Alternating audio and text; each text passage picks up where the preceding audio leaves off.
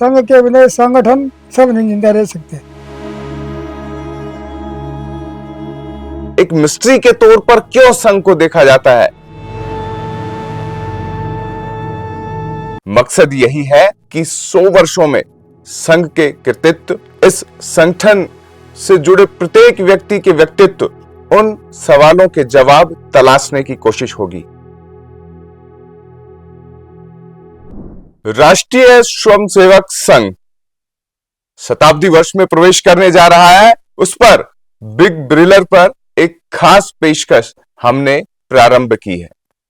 मकसद यही है कि 100 वर्षों में संघ के कृतित्व, इस संगठन से जुड़े प्रत्येक व्यक्ति के व्यक्तित्व और आखिरकार एक मिस्ट्री के तौर पर क्यों संघ को देखा जाता है, उन सवालों के जवाब तलाशने की कोशिश होगी।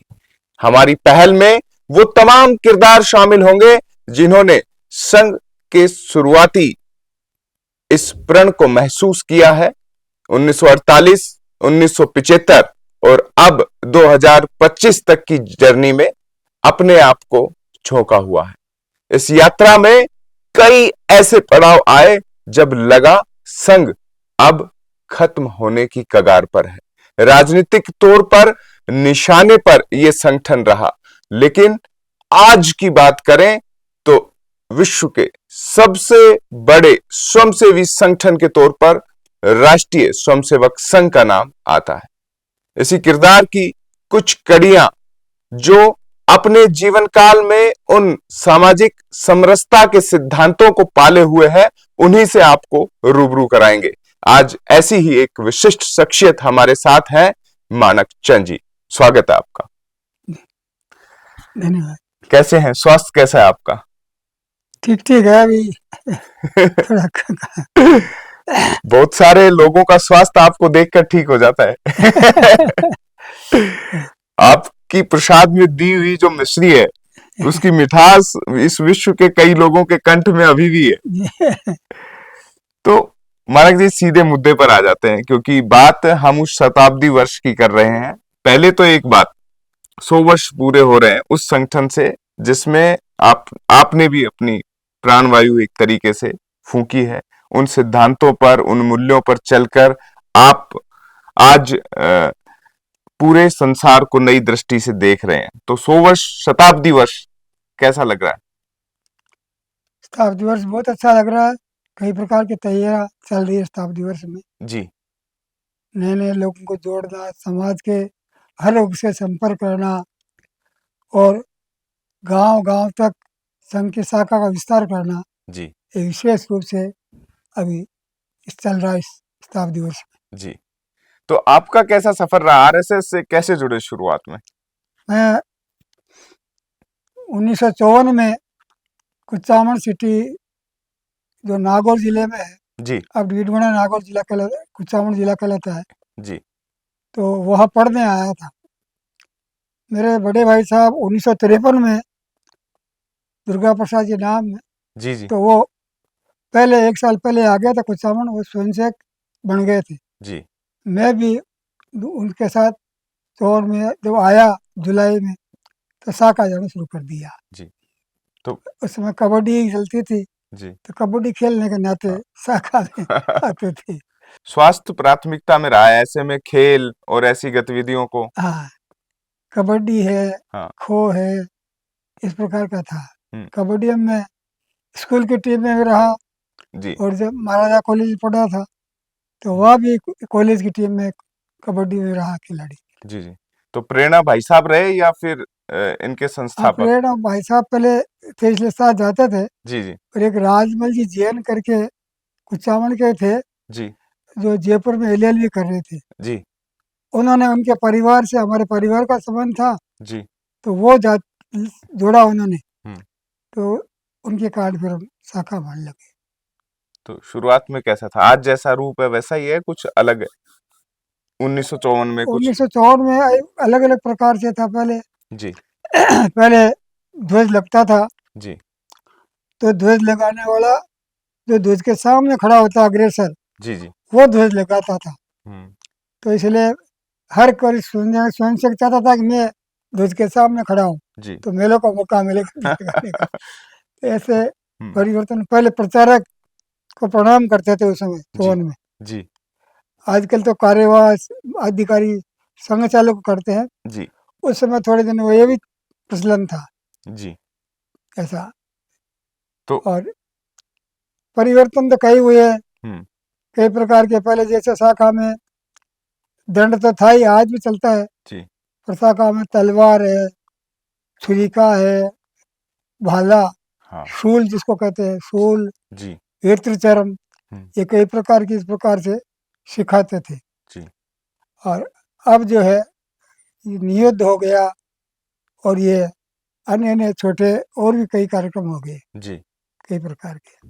तो तब तो स्वतंत्रता भी ताजा ताजा मिली थी। आपकी उम्र क्या रही होगी उस वक्त? मैं उसमें 12 वर्ष का था, जी जी। तो जब शाखा में गया। तो तब तो स्वतंत्रता के बाद का माहौल था। संघ भी कह सकते हैं कि अपने आप को रिफॉर्म कर रहा था एक तरीके से, स्वतंत्रता मिल चुकी थी। तो पर उस समय, बहुत सारे स्वयंसेवक ऐसे रहे होंगे जिन्होंने स्वतंत्रता आंदोलन में अपनी भागीदारी निभाई हो।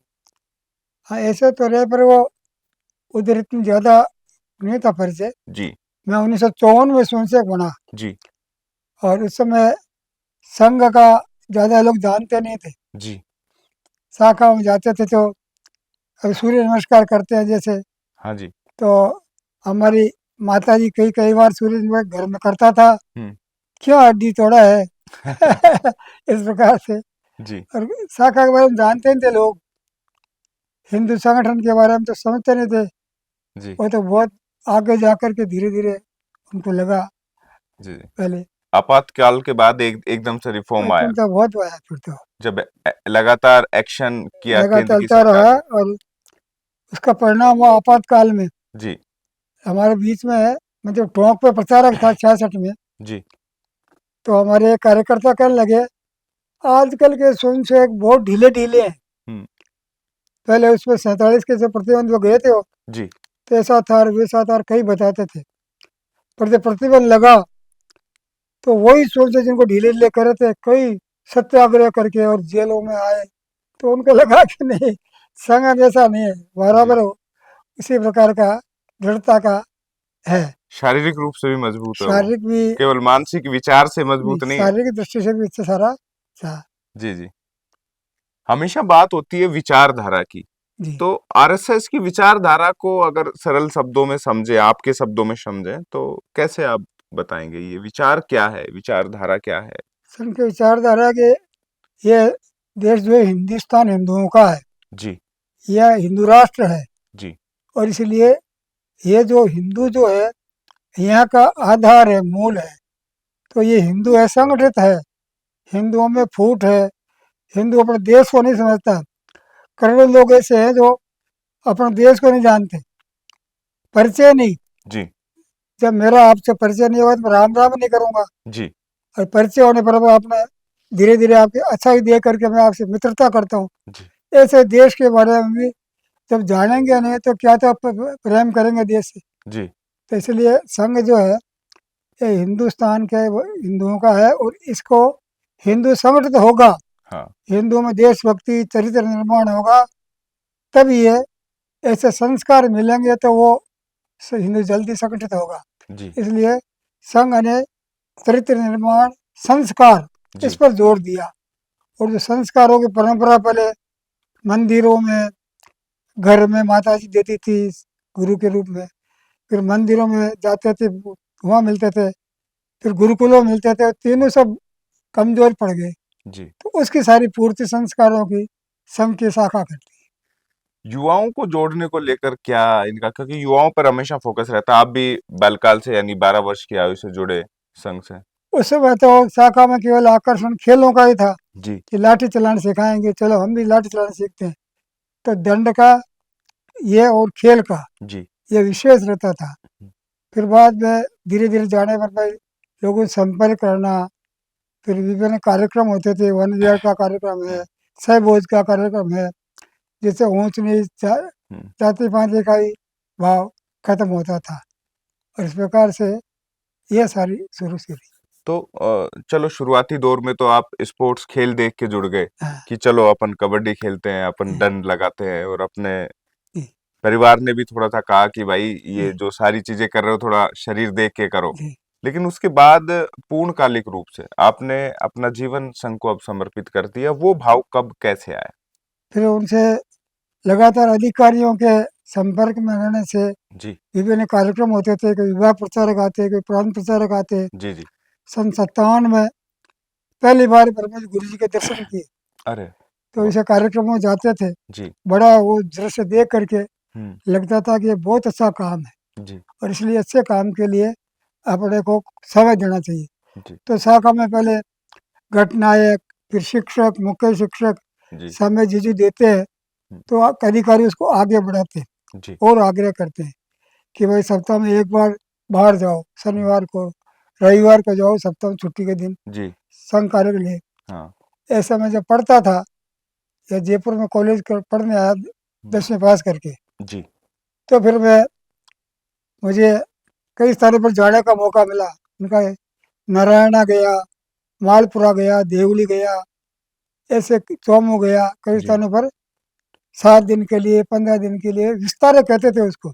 जी, तो कार्य विस्तार के लिए निकलते थे कि भाई संघ का कार्य करना चाहिए, जी। ये बहुत आवश्यक है। तो इसमें कुछ जो शिक्षाएँ दी जाती हैं, ख़ास तौर पर वो कैसे कि जो विचार है या ये शिक्षा एक तरीके से जीवन के निर्माण में भी अहम भूमिका निभाई जाती है, क्योंकि एक दायरा संघ के कार्यालय में, विद्यालयों में, हालाँकि बहुत सारे प्रकल्प संघ के आने वाले दिनों बने जो शैक्षणिक केंद्र हैं, वो आज मानक स्थापित किए हुए हैं।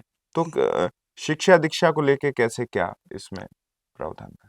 संघ में इस प्रकार के कार्यक्रम बीच में होते रहते हैं, जी, प्रशिक्षण होते हैं, 7 दिन का शिविर लगते हैं, 3 दिन के। जी।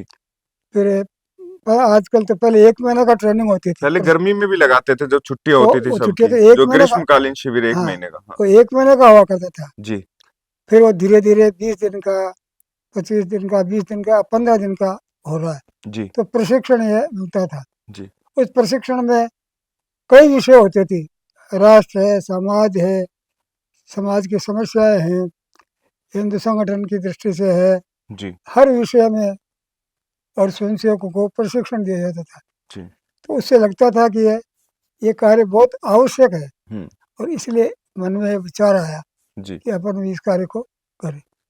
तो अपने अधिकारी जयपुर में ब्रह्मदेव जी जी, प्रांत प्रचारक थे हाँ जी, और फिर उनके संपर्क में रहने से और फिर ये इस प्रकार से लगा कि भाई संघ का कार्य बीएससी के बाद पढ़ाई करने के बाद 2 साल के लिए देंगे। जी, ऐसा उन्होंने कहा, मैंने भी 2 साल का निकला था, हाँ, तो आप भी दो समय। जी, तो मैंने कहा ठीक है, ऐसा वादा उनसे किया था। हाँ, 63 में एक बार मैं गुवाहाटी चला गया था, जी, सेकंड ईयर एक्स स्टूडेंट के नाते। हुँ, तो ब्रह्मदेव जी कहने लगे, माणक जी कहीं भूल मत जाना, कहीं गुवाहाटी रह जाओ। मैंने कहा मैं आऊँगा। जी, देव जी कहते थे उनको, जी, जी, देव जी मैं आऊँगा। हुँ, और फिर मैं यही आया और फिर 66 में हुँ, तृतीय वर्ष करने के बाद फिर संघ कार्य के लिए निकल गया। हुँ। कोई और व्यक्तिगत अनुभव, कोई विचार जो साझा करना चाहें? कुछ लोगों से जुड़ाव की बातें, कुछ ऐसी जब लगा हो कि कहीं गए हो, कोई कोई ऐसा लगा हो कि यार ये क्या किया? इस संगठन से जुड़ के हमने जो चीज़ पाई है, जो विचार पेश किया, उनमें जो-जो लोग आपसे जुड़े, आपसे मिले, यात्रा के दौरान, कोई प्रवास के दौरान, ऐसी कुछ मुलाकातें हुई, उनके कोई ऐसे कोई अनुभव? तो ये से लोग, बहुत लोग ऐसे मिले। जैसा मैं टोंक जिले में पहले सारा गया, जी, तो वहाँ पर उनियारा जाता था मैं। तो उनियारा के राव राजा साहब जब भी जाता उनसे मिलता था। जी, तो वो हमारी शाखा लगती थी, हाँ, तो छोटे छोटे कोई चौथी में, पाँचवीं में, छठी में पढ़ते थे। हाँ जी, तो जब मिलता था उनसे, तुम्हारे लड़के बहुत अच्छे हैं, अच्छा कर रहे हैं। जी, तो ऐसा लगा कि बहुत बढ़िया है। हाँ, तो ऐसे अच्छे अच्छे अच्छे लोगों से संपर्क होता था। हाँ, तो वो संघ के कार्य को कई लोग बहुत प्रोत्साहन देते थे, कई लोग विरोधी भी होते थे, तो फिर वो मानते तो थे जी, कि ये संघ का कार्य बहुत अच्छा है। हाँ, पर हम राजनीतिक दृष्टि से हम तो विरोध करेंगे। हाँ वो समझते हैं संघ का कार्य राजनीतिक है, जबकि संघ का कार्य राजनीतिक नहीं, सामाजिक सामाजिक और संगठन है। जी जी तो लोगों को कांग्रेस ने शुरू से कहा कि ये संघ ये देश के विरोध में है, ये फलाना है, मुसलमानों का शत्रु है, ऐसा बहुत गलत प्रचार किया। वो एकात्म मानववाद और हिंदुत्व की विचारधारा ऐसे में कुछ चीजें अलग तरीके से पेश की गई। ये हमारे मान दीनदयाल जी उपाध्याय ने जी और ये एक नई चीज प्रकार की दी हाँ है। तो वही है कि भाई समाज जीवन की रचना है, 4 भाग है, फिर वो छुआछूत जैसे वो सब पूरा शरीर एक एक शरीर जैसे है। हाँ तो ऐसे ही हमारे 4 वर्ण एक ये है। तो वो सारा करके उनका कि ये एकात्म है, अलग अलग नहीं है। जी तो ऐसा हाँ। ऐसा उन्होंने कहा है। सामाजिक कार्यों का आपने जिक्र किया, तो कहते हैं द्वितीय विश्व युद्ध के समय, आपदाओं के समय भारत जब स्वतंत्र हुआ और पाकिस्तान और भारत विभाजन हुआ, उस विभाजन की विभीषिका में जो प्रभावित परिवार थे उनको बसाने में कभी जो भूकंप आए, बाढ़ आई, तब संघ और पिछले दिनों तो जब जम्मू अकाल कश्मीर है। में बाढ़ आई, अकाल राहत में भी छप्पनिया अकाल की जब बात होती है तो उसके आधार पे भी चीजें हैं। तो मैं जी मैं तो 1954 में संसद बना। जी ये विभाजन की घटनाएं पहले हो चुकी थी, जी पर संघ ने शुरू से ही बंगाल में, सिंध में, पंजाब में बहुत बड़ा बचाने का काम किया। जी और इसीलिए आज पंजाब के, सिंध के या बंगाल के लोग हैं, उनके लोग सारे जानते हैं कि संघ कितना संघ ने समाज की रक्षा की। जी बाकी लोगों को अब देखते हैं, बाढ़ हो, तूफान हो, अनावृष्टि हो, अकाल वृष्टि हो, सब जगह संघ के स्वयंसेवक खूब लगे। जी यहाँ एक बार चूरू की घटना है, एक दुकान में आग लग गई सवेरे सवेरे। जी हम शाखा जा रहे थे, खटाखट फट से लग गए, सब स्वयंसेवक बुलाया, सूचना करी, हाँ एक दो लोग आ गए, शाखा बुझा दी। जी तो एक सूचना पर स्वयंसेवक खट इकट्ठे हो जाते थे। जी इस प्रकार से ये सारे देश भर में हम्म 1965 की घटना है। अ, सेना को खून चाहिए था 500 जी लोगों के लिए। तो माने सोहन सिंह जी जब महानगर प्रचारक थे दिल्ली में, जी तो उन्होंने कहा कि हम आपको खून देंगे, पर हम कहे अनुसार वह उन पॉइंटों पर कुछ खड़े कर देना आपकी वाहन, जी जैसे स्वयंसेवक वहाँ आ जाए। हाँ रात को 11 बजे सूचना मिली, 5 बजे 5,000 स्वयंसेवक और खून देने के लिए आए। और वो तो उस जमाने में जब हाँ इतनी जागरूकता नहीं थी हाँ कि भाई सारा रक्तदान जीवन दान है। जी हाँ। जी तो उस समय स्वयंसेवकों के तो लेकिन जब समाज सेवा की बातें आती है तो कहते हैं कि प्रबंधन स्वयंसेवकों में अपने आप हो जाता है, क्योंकि राष्ट्रीय स्वयंसेवक के बारे में ये भी कहा जाता है कि यहाँ अ, सेवा करने के लिए लोग आते हैं, धन की व्यवस्था, संसाधनों की व्यवस्था अपने आप हो जाती है। तो ये क्या मेथड है, ये भी लोग समझना चाहते हैं, जानना चाहते हैं कि हमें आवश्यकता किसी राज्य में किसी जगह है और वहां पे अपने आप एक स्व प्रेरणा मिलना, तो ये भाव कैसे जागृत एक स्वयंसेवक खुद में और दूसरों में कर पाता क्योंकि वहाँ संघ में स्वयंसेवक का मतलब निस्वार्थ भाव से देश की सेवा करना, है। जी ये स्वयंसेवक का मतलब है, हाँ जी स्वयं प्रेरणा से। तो अब जब जब काम करते हैं तो लोग काम को देखते हैं। हम्म, किसी ने जैसे रुपए दिए, जी उसने देखा कि यहाँ सेवा कार्य हो रहा, जाके देखा, जी तो वो फिर देने को तैयार रहते हाँ हैं। बिहार में अकाल पड़ा, हम्म तो लोगों ने देखा कि हिंदुओं को देंगे, जी संघ वाले हिंदुओं को बांटेंगे, औरों को नहीं हाँ बांटेंगे। जयप्रकाश नारायण जी ने लोगों को भेजा देखने के लिए कि देखिए संघ वाले केवल हिंदुओं को देते हैं, मुसलमानों को देते कि नहीं देते। जी उन्होंने देखा कि वो तो न हिंदू को सबको दे रहे हैं, जो भी उसमें आवश्यकता है जिसको, हाँ तो किसी का भेदभाव नहीं। तो इसके बाद जयप्रकाश नारायण जी भी संघ से प्रशंसा करने लगे। नहीं तो वो जी संघ कार्य जो प्रतिबंध लगा था 48 में, हाँ तो दिल्ली कार्यालय को जलाने के लिए आए थे, जी पर वो उसके बाद वे संघ के अनुकूल हो गए। उनके जो मन में धारणा थी कि संघ केवल हिंदुओं के लिए करता है, मुसलमानों का शत्रु है, जी पर देखा कि ये तो सबके साथ समान व्यवहार करता है। हम्म मुसलमान से यही चाहता है कि भाई तुम इस देश में रहते हो जी। तो देश के प्रति प्रेम रखो, हाँ। महापुरुषों का आदर करो, इतना ही चाहता है। यदि इस धरती पर रहते हो तो धरती की हम्म। का ध्यान रखो, तो तो इसी कारण वो ऐसा रहा। इस शताब्दी वर्ष के लिहाज से, क्योंकि मोटे तौर पर बात करें तो 75 वर्ष आपने भी संघ के साथ अपना जीवन जिया है, उसे समझा है, चीजें कैसे बदल रही हैं, बदलती हुई देखी हैं, उन घटनाओं के भी आप साक्षी रहे हैं जो संघ में आंतरिक परिवर्तन लाने में, वैचारिक प्रवाह में बहुत तेजी से आगे रही है। तो अब थोड़ा सा अपन उन चूंकि संघ की राजनीतिक भूमिका, आपातकाल, प्रतिबंध जैसा जिक्र आपने किया जब 1948 में लगा, तो 1948 में, हालांकि आप 1954 में आए, लेकिन 1948 का दौर, संघ पर प्रतिबंध, तो उस समय क्या संघ की शक्ति का एहसास सरकारों को हो गया था कि एक ऐसा संगठन है जो हिंदुत्व के विचार के साथ और उस प्रवाह के साथ आगे बढ़ रहा है जो भविष्य में भारत की राजनीतिक दशा और दिशा भी परिवर्तित कर सकने की क्षमता रखता इसीलिए उनको लगा कि ये संघ जो है हमारे लिए बहुत खतरनाक है, हमारा राजनीतिक शत्रु है। है? जी। इसको क्यों संघ इतना लोकप्रिय हो गया था हम्म। कि दिल्ली में जो वसंत राव ओक थे, उत्तर भारत का काम देखते थे, तो वो जब चलते थे तो उनके आगे 10-10 मोटरसाइकिलें, जी। और उस समय तो संघ के पास हवाई जहाज भी थे। इतना बड़ा वैभव था संघ का। जी। फिर संघ ने फिर उन्होंने देखा कि ये संघ को खत्म करना चाहिए, हम्म। इसलिए नेहरू जी ने कहा था मैं संघ को खत्म करके रहूंगा, कहा था, जी। पर नहीं कर सके, क्योंकि संघ समाज से जुड़ा हुआ है, हम्म। जड़ से जुड़ा हुआ है, हम्म। और वो उसको समझते नहीं थे।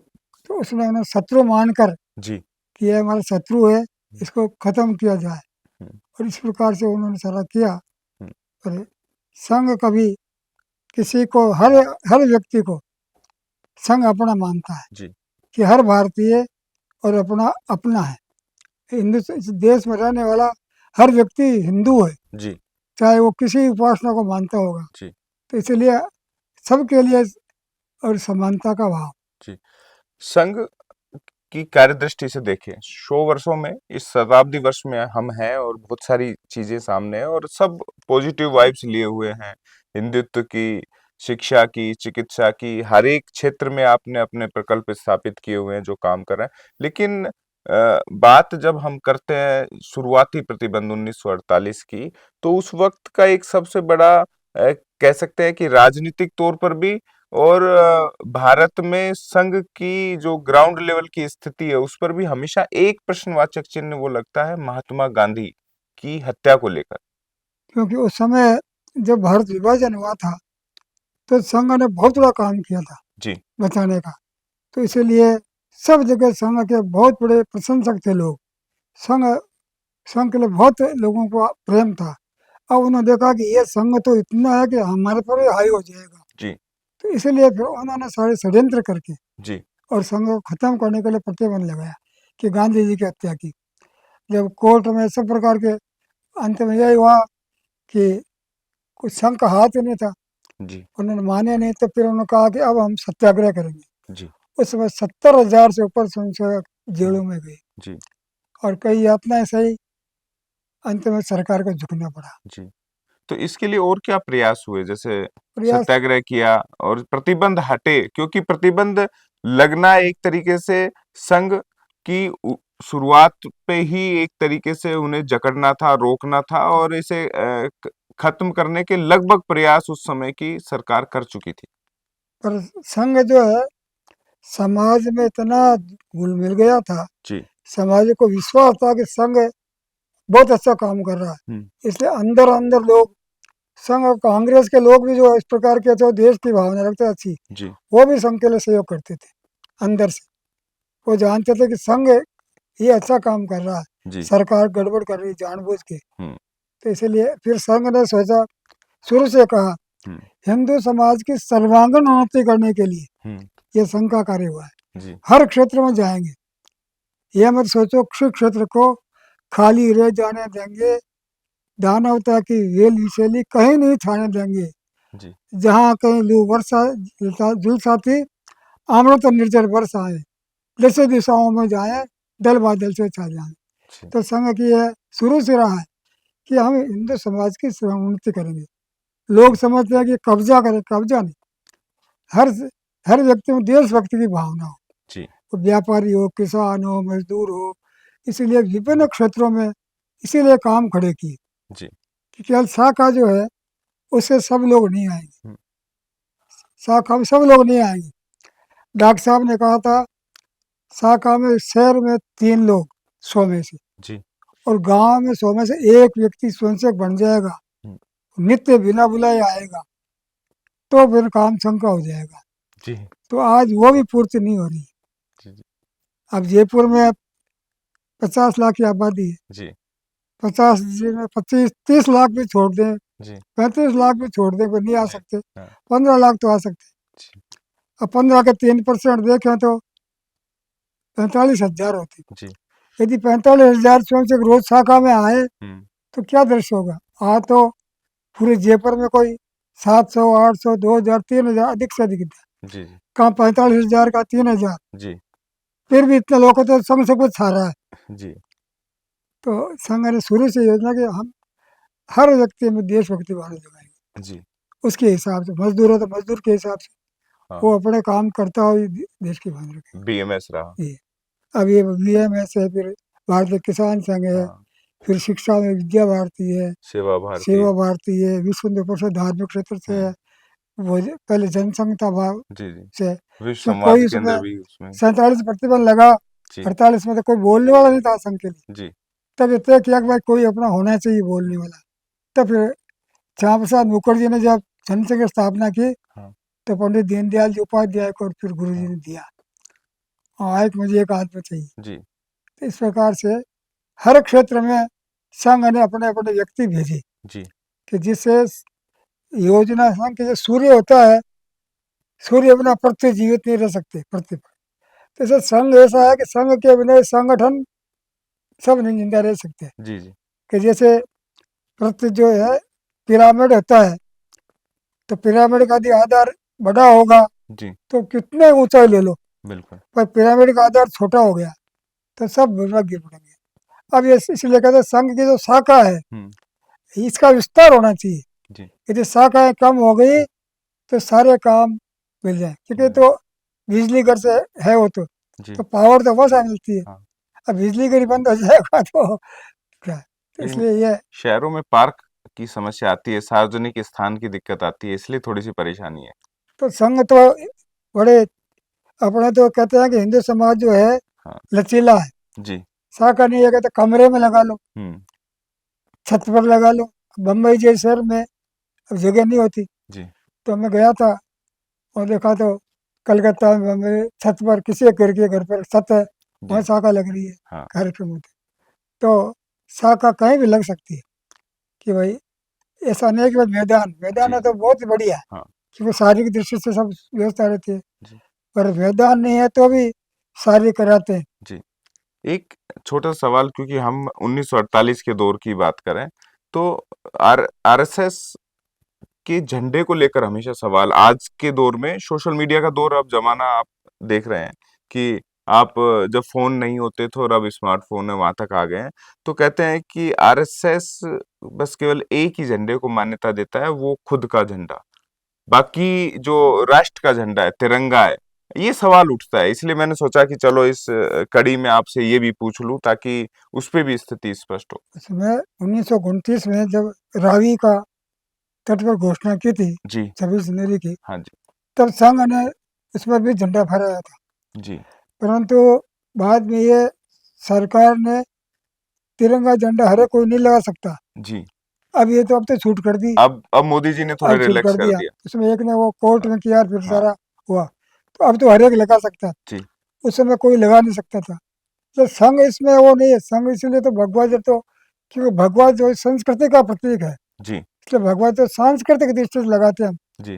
पर राष्ट्र की दृष्टि से तो हम तिरंगे को मानते हैं। तो ये कोई विवाद नहीं है। विवाद नहीं है कोई, जी, जी। ये सब क्योंकि भ्रांति फैलाने की कोशिशें बस हैं। जी, जी। कि संघ वाले किसी को हाँ, मानते नहीं है, ये तो वो सारा। जी, जी, और ये संघ को जब सरकार ने अनुमति नहीं दी, जी। आप लगाओगे तो आपको जेल हो जाएगी, हाँ जी, तो जेल में क्यों जाएंगे बिल्कुल। बिना। ये 1948 से 1975 ये कालखंड था जिसमें संघ को थोड़ा आगे भी बढ़ना था, शाखाएं भी बढ़िया करनी थी, नए नए क्षेत्रों में अपने आप को स्थापित करना था, और उस समय राजनीतिक तौर पर कोई व्यक्ति साथ नहीं था। अगर बात करें सत्ता में, कोई भी आरएसएस का प्रतिनिधि ऐसा नहीं था जो संसद में आवाज उठा दे। जी। तो ये कैसा गुजरा दौर? तो संघ ने शुरू से कहा कि हमारा कार्य परिस्थिति निरपेक्ष है, जी। कोई परिस्थिति हो हाँ। संघ का कार्य चलेगा। हम्म। और इसलिए कभी राजनीतिक दृष्टि से कभी हमने उसको सोचा नहीं। हम्म। हमारा समाज समाज पर निर्भर है, राजनीति वालों पर नहीं। जी। कोई राजा आए तो हमें कोई हानि कहते नहीं।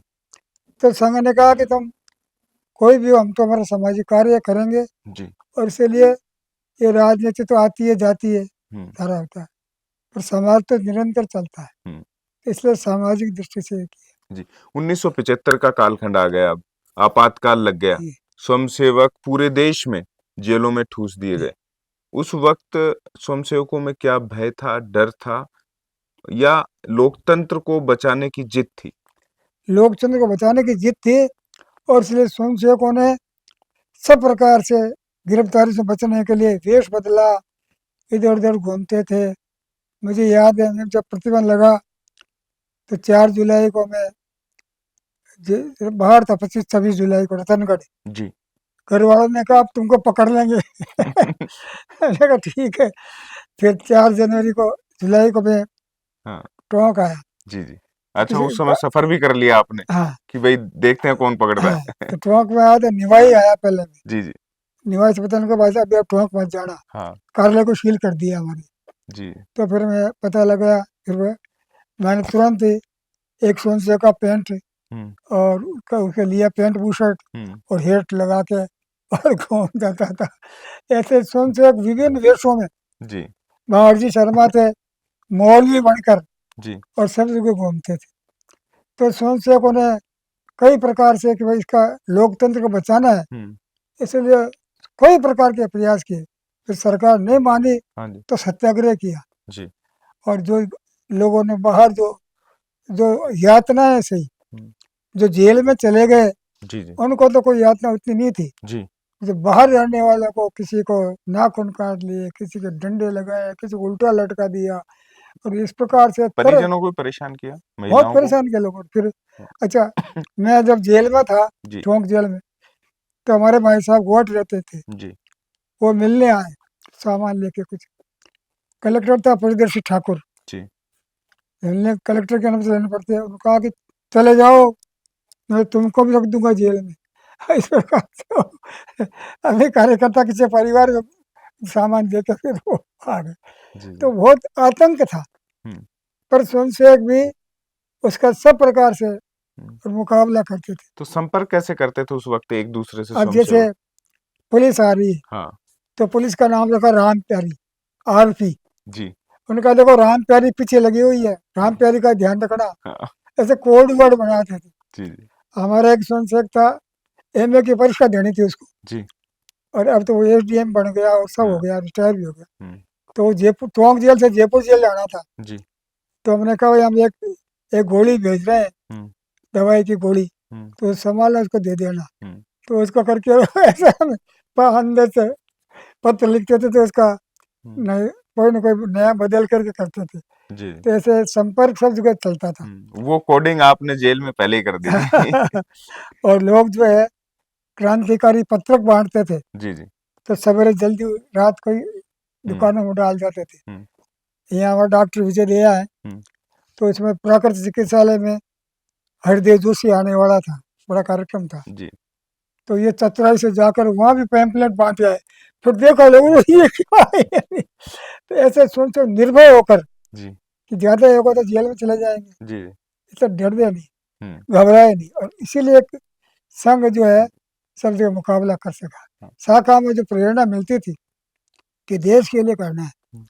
और उसका फल ये हुआ कि स्वयं से कभी घबराया नहीं। जी। उसमें फैमिली की, परिवारजनों की क्या भूमिका रही? परिवारजनों ने आगे उस वक़्त रोका लोगों को कि अब शाखा मत जाओ, स्वयंसेवक मत बनो? नहीं, ऐसा नहीं था, परिवार वाले कहते थे, परंतु वो जानते थे काम तो अच्छा है। जी। और संघ ने भी जिन परिवारों के लोग गए तो बाहर जो कार्यकर्ताओं को सब संभाल करते थे, जी जी उनको कोई राशि पहुंचानी है।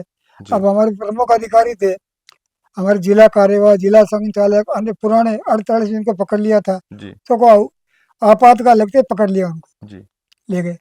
अब वो परिवार के मुखिया बड़े चिंतित रहते थे, जी परिवार कैसे।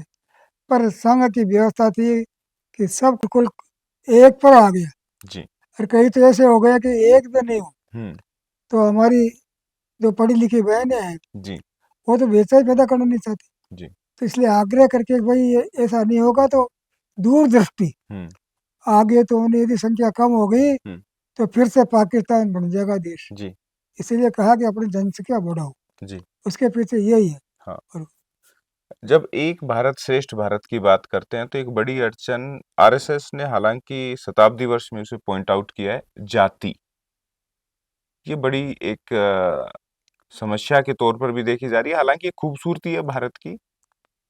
जाति व्यवस्था पहले थी नहीं, हमारे जी वर्ण व्यवस्था थी। जी पर लोगों ने अंग्रेजों ने चाल षड्यंत्र करके जी अलग अलग जातियों को कर दिया। हम्म और संघ जाति मानता नहीं। जी संघ कहता है हम हिंदू हैं, सब एक है। हम्म कोई सिर है, कोई कंधा है, जी कोई पेट है, कोई पैर है, जी चार वर्ण है हमारे। जी तो संघ उसको मानता है, हाँ जी इसलिए कोई ऊंचा नीचा नहीं है। जी अब ये प्रणाम करते तो पैरों को छूते हैं, जी यानी जो सेवा करता है सबसे महान है। हम्म तो संघ ये मानता है। जी इसलिए संघ जाति को तो नहीं मानते। इसलिए शाखा में किसी को जाति पूछते नहीं, जी तू कौन है। हाँ, कईयों को पता ही नहीं है कि ब्राह्मण है, एक बनी है, एक जाट है, एक राजपूत है। हम्म ऐसा अभी भी तो कई बार पता नहीं लगता। हम्म, शाखा में आते हैं, जी कभी कोई शादी का तो परिवार में शादी ब्याह हुआ हाँ किसी का, तब पता चलता है कि अरे ये है। हम्म हमारे एक बड़े प्रचारक है, जी सांसी जैसे होते हैं ना, सांसी, सासी उस जाति के जी आज वो प्रांत के प्रचारक है। अरे तो इसलिए संघ में जातिवाद का नहीं, हम्म, कि संघ में तो अपना जो कार्य है, अच्छा व्यक्ति कोई हो वो जी आगे बढ़े। व्यक्ति निर्माण की बात संघ करता है। कुछ जी, ऐसे व्यक्ति जो आपने देखे हो कि संघ से जुड़े हो और उनका व्यक्तित्व एक विराट हो गया, कोई जिक्र करना चाहे उनका? तो ऐसे तो सब उनके बहुत बड़े बड़े लोग हैं। जी जी अब हाँ अब जितने अधिकारी हुए अपने संघ के, जी जी वो सामान्य शाखाओं से निकले। जी जैसे परम पूज्य गुरु जी है तो बाद हाँ में आए, जी जी परंतु वो तो स्वयं संस्कारित थे। तो इसके लिए करता क्या है संघ? संघ क्या है कि कैसे सपोर्ट सिस्टम क्या है आखिर? नित्य क्या है कि नित्य हाँ शाखा आओ, जी और नित्य आकर के भारत माता की जी प्रार्थना करते हैं, जय बोलते हैं। जी तो भारत भक्ति सिखाते हैं। हम्म तो भारत भक्ति की जो प्रेरणा मिलती है, जी उससे फिर वो आगे हाँ बढ़ता है। तो ये सब संस्कार, जी ये संस्कार के कारण ही वो आगे बढ़ता जी है। इस पर आपसे बहुत सारी चर्चाएं हो रही हैं, इनमें एक छोटा सा सवाल चूंकि अभी बहुत चल रहा है, पीओके, पाक अधिकृत कश्मीर, संघ का रुख क्या माने? संघ तो चाहता है मिलना चाहिए, लेना चाहिए। जी और अभी कल शिव शंकर जयशंकर से बोला है जी कि अब जल्दी ही वो उसके बाद में आने वाला है। जी तो लोगों को आज सब ये एक जो कभी साल 2 साल जो भी है, हम्म, ये पाक मिल जाएगा वापस, हुई होके निश्चित रूप से मिलेगा। और ये संघ तो अखंड भारत की कल्पना करता है, जी और इसलिए संघ अखंड भारत का नक्शा ही बनाता है। जी जी तो एक धर्मांतरण वाला जो रुख है, लव जिहाद जैसे कुछ वर्ड अभी आए हैं, तो इन्हें क्या चुनौती मानता है, खतरा मानता है संघ? इससे चुनौती खतरा ही है, जी जिहाद। क्योंकि हमारी जो ज़्यादातर देखा होगा कि लड़कियां मुसलमान लेती, जी हमारी हिंदू मुसलमान लड़कियां नहीं आती, हिंदू लड़कियां। हम्म, और लड़कियां में क्योंकि वो चाहते हैं उनके द्वारा और जनसंख्या बढ़ाई जाए। जी जी तो ये बहुत बड़ी चुनौती है, और वो हमारे लिए बहुत खतरा है। हाँ इसलिए संघ का तब ये लव जिहाद जो है, इसको रोकना चाहिए, सब प्रकार करे जी एक संस्कार देने। स्वयंसेवकों की अब बात कर लेते हैं कुछ, कि संघ में किसी को स्वयंसेवक बनना है तो क्या कोई फॉर्म भरना पड़ेगा, क्या करना पड़ेगा? कुछ नहीं, कहा कि भाई शाखा में आओ, एक लाठी अपने पास ले आओ। हाँ वाह, ये लाठी का क्या चक्कर है सर? लाठी इसलिए कि ये थोड़ा शक्ति का, हाँ शौर्य का, हिम्मत आ जाए उसमें, हाँ भय निकल जाए। हम्म, और जो आज लाठी चलाएगा बंदूक पे चला लेगा। जी जैसे वो जो 65 की लड़ाई हुई, 32 लड़ाई हुई, हम्म, स्वयंसेवकों ने राइफलें सीखी हम्म, चलाना, और जहाँ जहाँ आवश्यकता है गए। तो इसलिए लाठी तो केवल भय निकालना कि नहीं, ये मैं कहते हैं सच दूसरों को डराने का भी प्रतीक है। नहीं नहीं। अब कोई सूर्य नमस्कार करता है, हाँ, वो कहता है कि ये सूर्य नमस्कार करके हमको मारेगा। हाँ, मारेगा वो तो अपना शरीर अच्छा बनाने के लिए। जी, तो लाठी स्वयं की रक्षा के लिए हुँ, और समाज की भी रक्षा कर सकते हैं। जी, कई बार ऐसा होता है एक से 10-10 लोगों को लाठी से डर वाला आ जाए। जी, तो इसीलिए उसकी हिम्मत बढ़ाने के हाँ, लिए द्वंद्व होता है। हुँ, शाखा में द्वंद्व सिखाते हैं, हुँ, 1 से लड़ना, 1 से 2, 2 से जी, 4, 1 से 5 हाँ। ऐसा। आपसे एक चूँकि जब व्यक्ति निर्माण की, समाज निर्माण की जब हम बात करते हैं स्वयंसेवक की, तो इन दिनों बड़ी दिक्कत है। ये नशाखोरी, ड्रग्स, ये बड़ी समस्या युवाओं में आ गई है। युवा व्यसन मुक्त रहे, स्वस्थ रहे, वो बेहद ज़रूरी इसके लिए तो यही है उनको शाखा में लाना। है। हुँ, तो शाखा में आएगा तो अच्छे संस्कार मिलेंगे तो अपने छूट जाएँगे। जी, एक हमारे अब तो देहांत हो गया, जी, जी, एक अध्यापक थे, जी, चेन स्मोकर, जी, सिगरेट पीते हैं। तो बीएड करने गए थे वो। जी, तो उस हमारे एक शाहपुरा भिलवाड़ा के गोपाल सिंह जी थे चौड़िया, हाँ वो भी जी, बीएड करने आए थे। जी, जी, तो उनके श्राद्ध आने पर वो चेन स्मोकर ने छोड़ दिया हुँ, और सिगरेट बिल्कुल छोड़ दी और फिर संघ के कार्य में जुट गए। जी, तो हमारे चूरू जिले का काम देखते थे। जी, जी, तो संगत से हुँ, संघ के स्वयंसेवक की सत्संग जैसे कहते हैं, हुँ, तो संघ के कारण ये संस्कार से कारण वो हुँ, अपने आप उसमें दुर्गुण जी, निकलते। इसलिए कहा कि ये घोड़ा है, हुँ, इसमें गुण बढ़ जाएंगे, जी, दुर्गुण घट जाएंगे। बिल्कुल, तो इसलिए उसके हाँ, सकारात्मक है बातें जी, हमेशा, हाँ, किसी को अच्छा ही देखना। हाँ, शाखा में जाते हैं तो किसी में कमी हर एक में रहती है, हुँ, तो उनके कमियां को नहीं देखकर जो अच्छा ही है हुँ। उसको आगे बढ़ाते हैं। तो मानक जी अब क्या चाहते हैं आपको क्या अपेक्षाएं हैं एक आम स्वयंसेवक से या संगठन से कुछ चीजें जो अभी भी लगता हो यार अधूरी हैं ये पूरी होनी चाहिए। इस संशय का बस ये है कि और अधिक संख्या में और शाखा होनी चाहिए। जी। और क्योंकि समाज बहुत बड़ा है हम्म। और शाखा है तो लोग बहुत कमाते हैं, जी। तो आगे आने वाला समय तो बहुत भयंकर है। जी। परम पूज्य गुरु जी ने कहा था आने वाला समय 47 से भयंकर होगा। जी। अब कल्पना करो, हाँ। 47 तक केवल पंजाब सिंध उसमें जी। हुआ, अब सारा देश भर में गड़बड़ होगी। हम्म। उस समय यदि संघ की शाखाएं अच्छी होगी जी। तो मुकाबला कर सकेंगे, नहीं तो समाज को आगे हम्म। समाज को नुकसान होगा हम्म। पर समाज बच जाएगा, हम्म। तो नुकसान बहुत उठाना पड़ेगा। हम्म। इसलिए कहा कि संघ की शाखाएं बढ़े और अधिक से अधिक संख्या बढ़े, जी। आग्रह ये रहता है एक इसीलिए। शताब्दी वर्ष पे तमाम जो विश्व भर से दर्शक जुड़े हुए हैं उनको आपकी तरफ से आशीर्वचन कुछ ऐसा है। बस यही है कि भाई संघ के कार्य को और आगे बढ़ाएं। अब जैसे विश्व में 80 देशों में शाखाएं लगती है, जी। तो ऐसे सारा सारा संसार व्याप्त हो जाए, हम्म। घर घर में स्वयंसेवक हो हम्म। तो और ही बढ़िया। जी। और नहीं तो 100 में से 3 वाली बात तो हाँ। हुई, तो फिर संघ का कार्य पूर्ण हो जाएगा। ये हमेशा होता है कि संघ कुछ नवाचार भी सिखाता है हमेशा गीत से सांस्कृतिक वैभव कला संस्कृति भी रग रग में है। तो मेरा ये अनुरोध रहेगा कि कुछ पंक्तियों के साथ ही इस चर्चा सत्र को समाप्त करें। हालांकि आपसे ओके। बात करने का लगातार मन है, बहुत सारी बातें हैं जो अभी भी है, फिर कभी आगे पूछेंगे। लेकिन इसके समापन में कुछ 4 पंक्तियां। और ये जीवन में पुष्प चढ़ा चढ़ने पर मांगे मातृभूमि से और तेरा वेव अमर रहे माँ, हम दिन 4 रहेंगे रहे। जी जी, ये बहुत बहुत आभार आपका जुड़ने के लिए। शताब्दी वर्ष में आरएसएस प्रवेश कर चुका है और शताब्दी वर्ष पर ये हमारी विशेष श्रृंखला है। हम आपको ऐसी शख्सियतों से रूबरू कराते रहेंगे, संघ के कुछ अनछुए पहलू, उनकी यादें, उनके विचार कि इन 100 वर्षों में कैसे संघ एक-एक सीढ़ी चढ़कर आज इस पायदान पर पहुंचा है। यहाँ पर किन-किन विचारों को जगह मिल रही है, कैसे व्यक्ति निर्माण के साथ राष्ट्र निर्माण की, हिंदुत्व की परिकल्पना को यहाँ साकार किया जा रहा है। कमेंट बॉक्स में बताइएगा, साथ ही लगातार अपने सवालों को भी आप पोस्ट कर सकते हैं ताकि जब हम अगले किसी सदस्य से मिलें तो उन सवालों पर आपके जवाब आपके लिए ला सकें। फिलहाल के लिए दीजिए इजाजत। नमस्कार। एक विचार जिसने भारत को एक नई दिशा दी, एक संगठन जिसने समाज को सेवा और समर्पण का मंत्र सिखाया, एक यात्रा जो 100 वर्षों से अभी तक जारी है।